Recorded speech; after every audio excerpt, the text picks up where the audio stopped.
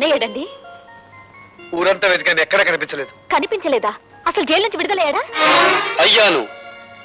నేను విడుదలవటమే కాదమ్మా, చట్టం గొడుగులో న్యాయం ముసుగులో బందీగా ఉన్న ఈ వ్యవస్థకు గుణపాఠం చెప్పబోతున్నాను.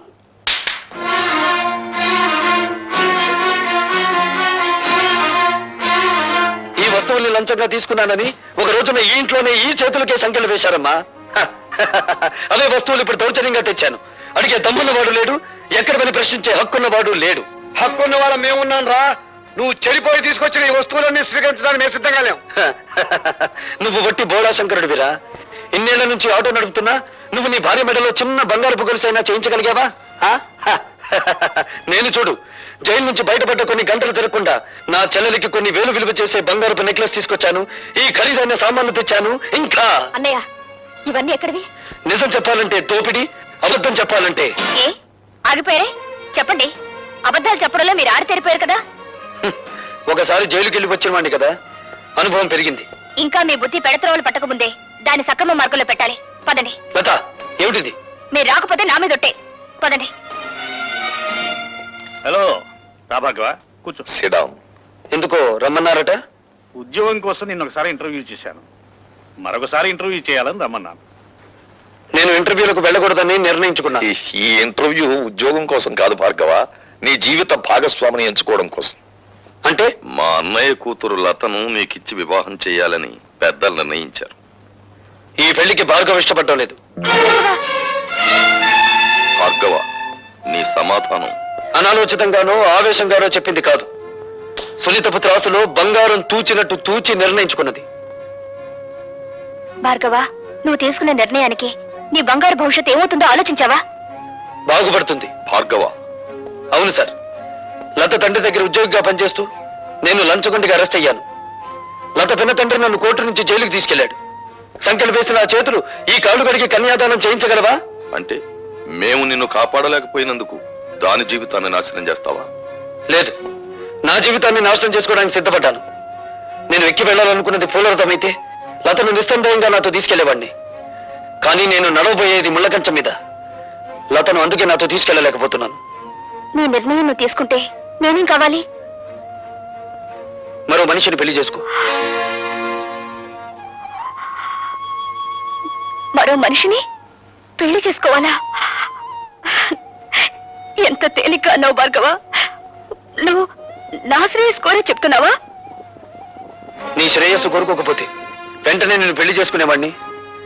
నిన్ను నీ ఆస్తిని ఇష్టం వచ్చినంత వరకు అనుభవించి నా దారిని నేను వెళ్లి కసి తీర్చుకునేవాడిని. ఎవరి మీద నీ కసి?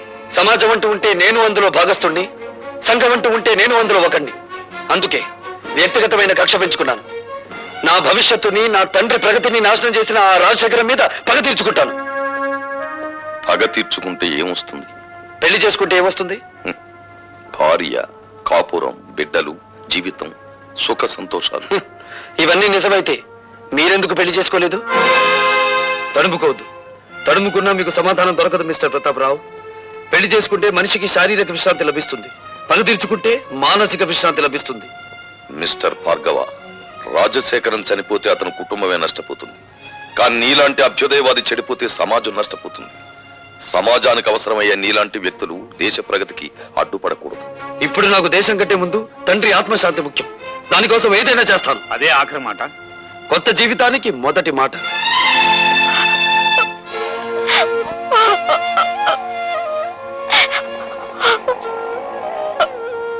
ఊరుకోమా, ఊరుకో. అతను ఎంత చెప్పినా వినే మనిషి కాడమ్మా. ఆవేశం చల్లారిన తర్వాత అతనే తిరిగి వస్తాడు.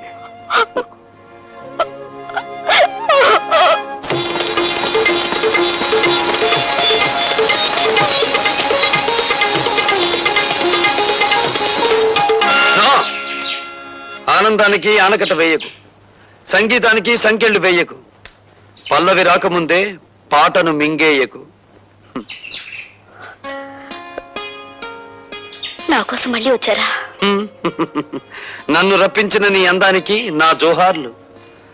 ఈ కొత్త దారిలో నాకు నడక నేర్పు, ఈ కొత్త జీవితంలో నాకు మాట నేర్పు. వీల్లేదు, మీరు ఇలా కావడానికి వీల్లేదు. నో, నువ్విలా మాట్లాడడానికి వీల్లేదు. ఇక మనకన్ని ఆటలు పాటలు మజాలే. రా.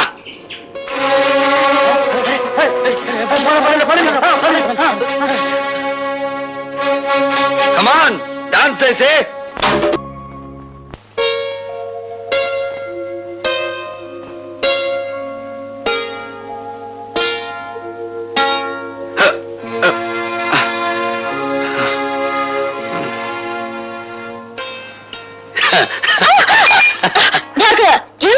రోజా డార్లింగ్, ఇంకా చూపుల దగ్గరే ఉన్నావా?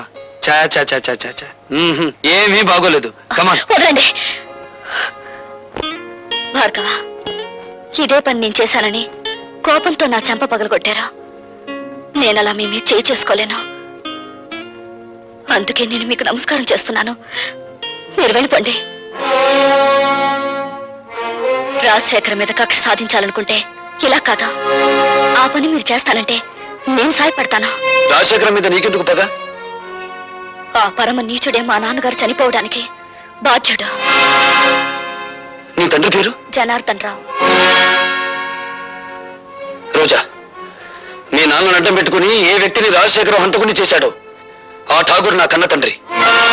అవును రోజా, ఆయన జైల్లో చనిపోయే ముందు జనార్దన్ రావు కూతురు ఎక్కడున్నా వెతికి ఆమెకింత మేలు చేయమని కోరాడు. మేలా?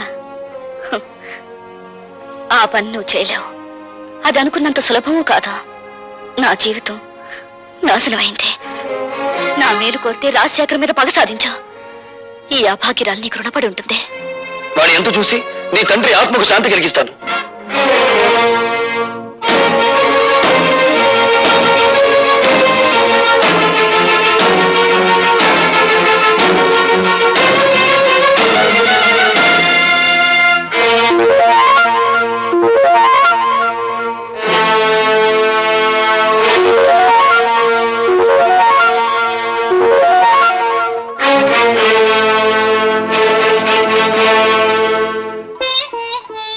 మగవాళ్లే గాని ఆడవాళ్లు రారే.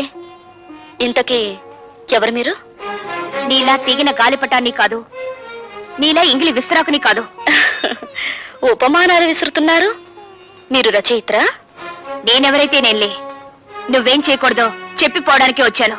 నాకు శాసించడమే అలవాటు గాని శిరసా వహించడం అనేది చేత కాదు.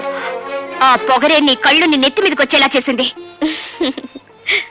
నెత్తి మీద మా కళ్ళు లేకపోతే ఆకలి పెంచుకుంటూ వచ్చే రసికులందరూ మా కాళ్ళు పట్టుకోరుగా.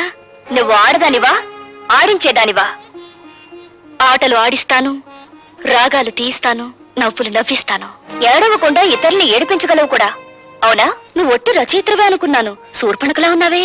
కాదు, రాముణ్ణి ప్రేమతో కోరుకుంటున్న సీతను నేను, కామంతో దోచుకోవాలనుకుంటున్న శూర్పణఖవి నువ్వు. నా మీదంత నింద వేస్తున్నావే, నీకేం ద్రోహం చేశాను? ప్రేమ పెళ్లి అనే పదాలకు అర్థం తెలుసుకుంటే నువ్వు నాకేం ద్రోహం చేశావో నీకే తెలుస్తుంది. ప్రేమ ప్రేమ అనే పదానికి అన్నప్రాసన రోజునే నీళ్లు వదులుకున్నాను. పెళ్లి అనే మాటకి అక్షాభ్యాసం నాడే అర్థం మర్చిపోయాను. శీలాన్ని సమర్థబంతిలోనే చుట్టి వీధిలోకి విసిరిపారేశాను. అవేమీ ఇక్కడ దొరకవు. సుఖం భోగం అనే రెండు మాత్రమే ఇక్కడ దొరుకుతాయి. మీ చేతుల్లో చిక్కుకున్న విలాస పురుషుల భార్యల కన్నీళ్లు దొరకవా ఇక్కడ? మీరు భార్గవ భార్య? ఆ అదృష్టానికి నువ్వే దూరం చేస్తున్నావు. చూడండి, భార్యకు భర్త మీదే అధికారం ఉంటుంది, కానీ విలయాలకి ఊళ్ళో వాళ్ళందరి భర్తల మీద అధికారం ఉంటుంది. షరాప్! కోపం దేనికి? ఇంకా పెళ్ళవకుండానే ఆయన మీద నువ్వు అధికారం చేయాలనుకుంటే నా పక్కదాకా వచ్చాడే, మరి నేనెంత అధికారం చెలాయించాలి? విలయాలకి ప్రేమ విలువ తెలీదు. గుప్పెడు మల్లెపూలతో, అప్పు తెచ్చుకున్న నవ్వులతో, దాచిపెట్టుకున్న వయసుతో మగవాణ్ణి సొంతం చేసుకోవాలని చూస్తారే గాని గుప్పెడు మనసుతో కాదు. ఆ మనసు నాకుంది. ప్రేమించిన వాడు దూరం అయినప్పుడు ఆ మనసు పడే తపన, ఆవేశాన్ని ఈ ప్రపంచంలో ఏ శక్తి ఏమి చేయలేదు.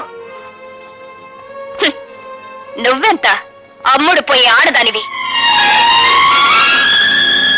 భగవంతుడా, జైల్లో రాక్షసులాంటి మనుషుల మధ్య బ్రతికొచ్చిన మా అన్నయ్య మానవత్వాన్ని మర్చిపోయేలా ఉన్నాడు. మళ్ళీ మంచి మనిషి కావాలని దీవించు స్వామి.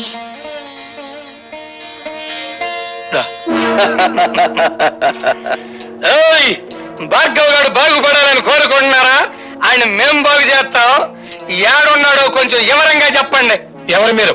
ఖాళీగా ఉన్నప్పుడు కళ్ళు, రెచ్చిపోయినప్పుడు రక్తం తాగేవాళ్ళం. అంతేకాదు, శీలాలు దయటం మా హాబీ. ఒళ్ళనే ఉంది చూడు. భార్గవ్ ఎక్కడున్నాడో చెబితే నష్టపోయేది మీరేనా చవటలారా? సమట్లంటున్నాడు అన్నాడా? బ్యాటరీ మంచి పవర్ లో ఉన్నట్టుంది. కొడుకుని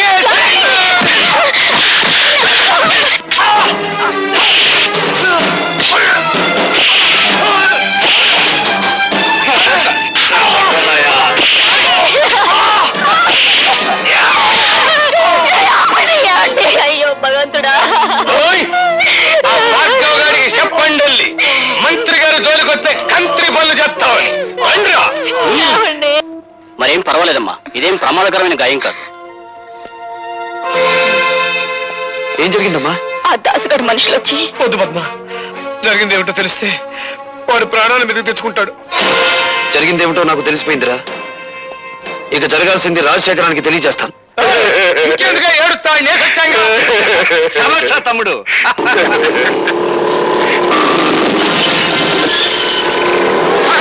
వాడు పోట్లకి బుసలు కొట్టుకుంటూ వచ్చేస్తున్నాడు. దాసు, వాడు లోపలికి రాకుండా ఒళ్ళు హోలుంచే తమ్ముడు.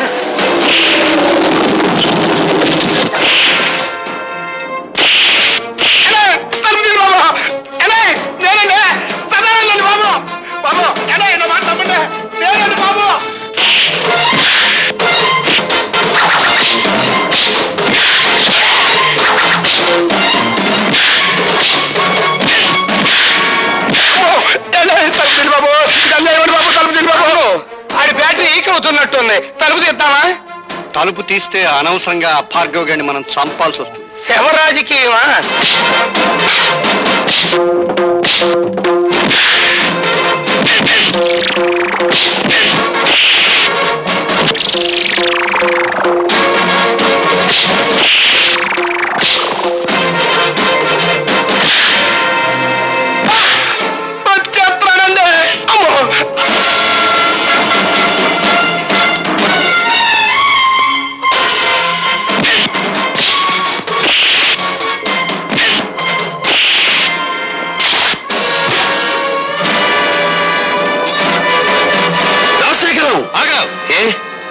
ప్రాణాలు తీసే నీకు ప్రాణభీతి పుట్టుకొచ్చిందా? తుపాకీ చేత పట్టావు. ఇది ప్రాణభీతి కాదు, ప్రాణాలను తీసే రాజనీతి. నా ప్రాణాలు తీయడానికి నీ దమ్ములు, నీ ఇన్నపెట్టిలో ఉన్న సొమ్ములు చాలవురా. నా తల్లి శ్మశానంలో పిడికెడు బూడిదగా మారడానికి కారణం నువ్వు. నా తండ్రి నా కళ్ళ ముందే రక్తపు మడుగులో కళ్ళు మీయడానికి కారణం నువ్వు. నాకు మిగిలిన ఒక్క ఆత్మీయుడు శంకరం. అతన్ని కూడా మీరు చంపాలని చూస్తే ఈ భార్గవ రాముడు కాక తప్పదురా అని ఒక్కరోజుతో నేను చంపను రాజశేఖరం. నీ పాపాలు వెలుగులోకి తెచ్చి. అదంతా తేలికనుకున్నావా? ఎస్, జలగంగ పథకంలో ఇంజనీర్ ని చంపి మీరు డబ్బు కాజేసిన ఫైళ్లు, ప్రజా వైద్యశాల పెడతానని చెప్పి ప్రైవేట్ హాస్పిటల్ గా మార్చుకున్న ఫైళ్లు, బట్టబయలు చేసి నిన్ను వీధుల్లో కీడుస్తాను. ఆ ఫైల్ ఉన్నాయో మన నాకేంకా చెప్పాలా? నువ్వెవరు తెలుసుకుంటా? సాక్ష్యాలు సంపాదించి తీరతాను. మీ ప్రాణాలు అంతరిక్షంలోకి పంపించి తీరతాను. అన్నో తమ్ముడు, ఆ భార్గవ్ గారి చేతికి సాక్ష్యాలు దక్కడానికి వీల్లేదు. సదానందంతో చెప్పి గొడవల్లో ఉన్న ఇనుము సిమెంట్ ఊరు దాటించు. సాధిస్తాడో నేను చూస్తాను.